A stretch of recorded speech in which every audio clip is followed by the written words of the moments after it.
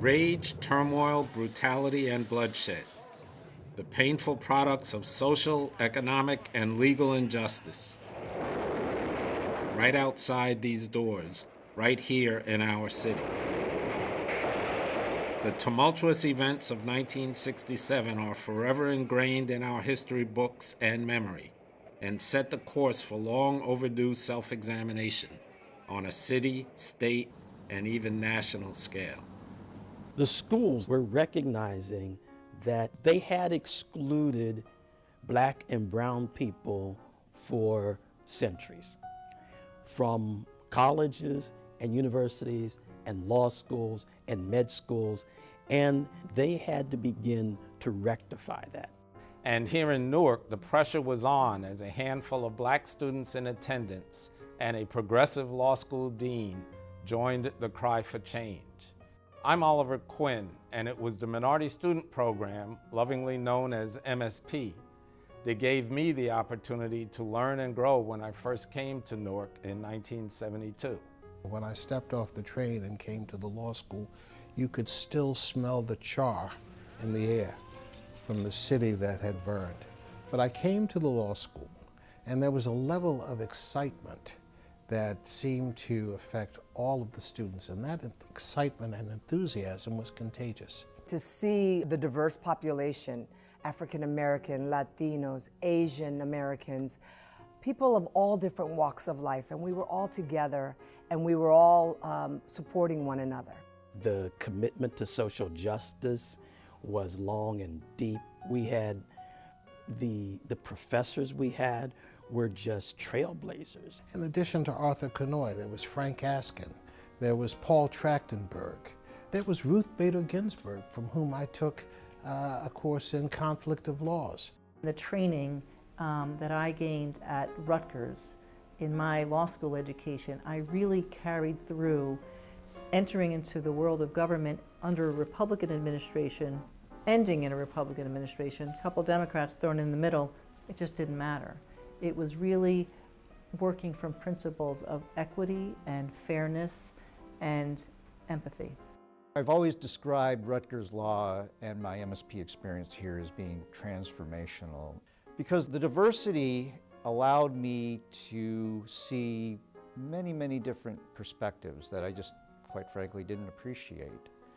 And I think it informs our analytical processes to be more open and to really try to understand all views, and therefore makes us better problem solvers and better advocates. When you have lawyers that not only can represent you, but that you can also feel at ease with, that you can feel comfortable sharing your thoughts, sharing your facts, sharing your story, that's critical, I think, for the society at large. And it is important for us to remember that it should reflect or mirror the community it serves. We're not monolithic, we're not monochromatic, we are a beautiful tapestry of so many kinds of people and languages and colors and religions who have never really been, frankly, more under attack than today. When I was a young boy and learning history, a story I found compelling was the Japanese-American internment during World War II. And the whole legal process that revolved around that. And you look at today, it is clear that that shows there's always a need, and I think there always will be a need for more diverse lawyers to continue to advocate for all types of constituencies. Think about it, we've had the first African-American president less than 50 years after this program began. We have the state of New Jersey represented by an African-American in the Senate and a Latino graduate of the MSP program in the United States Senate representing the state of New Jersey. When we talk about profound change, we need only examine the institutions that service our lives in this state to see how important and how impactful the MSP program has been. So yes, I know that there are struggles ahead, and I will devote the remainder of my life in attempting to address them. But am I optimistic that change will eventually occur, and do I think that this program will be a part of it? Absolutely. And I'm very confident that that will happen.